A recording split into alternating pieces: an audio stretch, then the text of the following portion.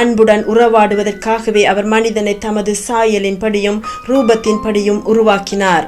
ஆனால் மனிதர்கள் அவரை புறக்கணித்த போது அவர் மிகவும் மனம் வருந்தினார். ஒரே ஒரு மனிதனாகிய ஆபிரகாம் தன் மீது வைத்திருந்த அன்பு அவரை நெகிழ வைத்ததை பின்வரும் வசனங்களில் காணலாம்.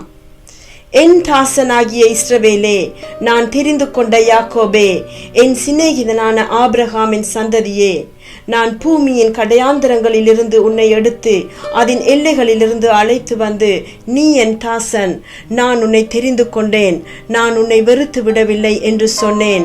நீ பயப்படாதே, நான் உன்னுடனே இருக்கிறேன், திகையாதே, நான் உன் தேவன், நான் உன்னை பலப்படுத்தி உனக்கு சகாயம் பண்ணுவேன், என் நீதியின் வலது கரத்தினால் உன்னை தாங்குவேன். தேவன் தமது முழு அன்பையும் ஆதரவையும் ஆபிரகாமுக்கும் அவனது சந்ததியாகிய இஸ்ரவேல் மக்களுக்கும் ஏன் வழங்கினார் என்பது இப்போது உங்களுக்கு புரிந்திருக்கும்.